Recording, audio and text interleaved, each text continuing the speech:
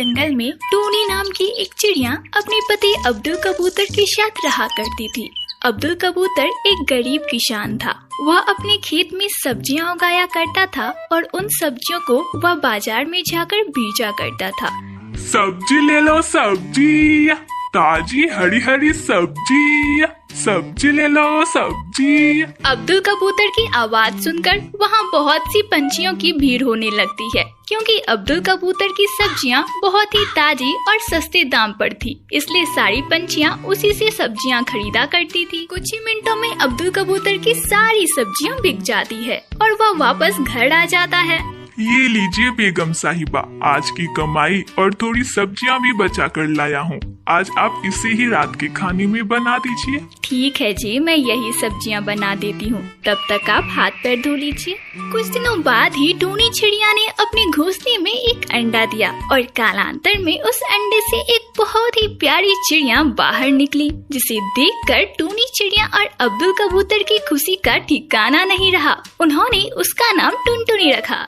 ऐसे ही कुछ दिन बीत जाते हैं। वे दोनों अपनी नन्ही टुनटुनी के साथ बहुत खुश थे कि एक रात अचानक बहुत तेज बारिश और तूफान होने लगती है। बारिश को देखकर अब्दुल कबूतर थोड़ा घबरा जाता है और वह अपनी पत्नी टूनी चिड़िया से बोलता है, बेगम साहिबा, बारिश तो रुकने का नाम ही नहीं ले रही। मुझे एक बार खेत जाकर देख लेना चाहिए। अगर सब्जियों को कुछ हो गया तो हमें बहुत नुकसान हो जाएगा। पर अब्दुल जी, बारिश तो बहुत तेज हो रही है और रात का समय है। अब्दुल जी, हम थोड़ा और इंतजार कर लेते हैं, शायद बारिश रुक जाए। टुनटुनी चिड़िया की बात अब्दुल कबूतर मान लेता है और बारिश के रुकने का इंतजार करने लगता है।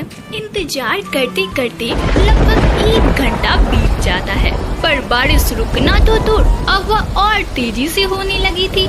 तेज बारिश को देखकर अब्दुल कबूतर के सब्र का बांध अब टूट जाता है और अब वह अपनी सब्जियों को देखने के लिए इस तेज तूफान में घर से बाहर निकल जाता है। अब्दुल कबूतर जब खेत पहुंचता है तो देखता है कि खेत में अब बारिश का पानी भरने लगा था, जिसकी वजह से सब्जियां खराब होने लगी थी। या अल्लाह, ये क्या हो गया? अगर जल्दी मैंने इन सब्जियों को पानी से बाहर नहीं निकाला तो सारी सब्जियां खराब हो जाएंगी। मुझे जल्दी कुछ करना होगा। अब्दुल कबूतर एक एक करके सब्जियों को पानी से बाहर निकालता और उन्हें ले जाकर एक सुरक्षित स्थान पर रखता। तभी अचानक से आसमान में एक जोरदार बिजली कड़कती है, जो सीधे जाकर अब्दुल कबूतर के ऊपर गिरती है। बिजली के झटके से अब्दुल कबूतर की वहीं मौत हो जाती है। जब बहुत देर बाद भी अब्दुल कबूतर वापस घर नहीं आता तो टूनी चिड़िया को उसकी चिंता होने लगती। बाहर कितनी तेज बारिश हो रही है और टुनटुनी के अब्बू कहाँ रह गए, अभी तक वापस क्यों नहीं आए हैं। देखते ही देखते सवेरा हो जाता है और अब बारिश भी थम गई थी। तभी टूनी चिड़िया का पड़ोसी कालो कौवा उसके घर आता है। टूनी दीदी, अरे टूनी दीदी, जल्दी बाहर आइए। कालू भाईजान, क्या हुआ? आप इतने परेशान क्यों हो? अरे टूनी दीदी, अब्दुल भाईजान नहीं रहे। बिजली गिरने की वजह से उनकी मौत हो गई दीदी। ये नहीं हो सकता।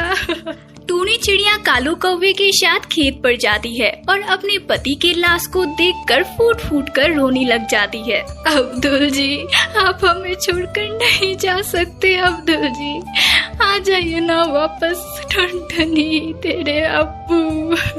टुनटुनी चिड़िया अभी बहुत छोटी थी। वह अपनी माँ को एकटक देखे जा रही थी। उसे यह पता नहीं था कि उसके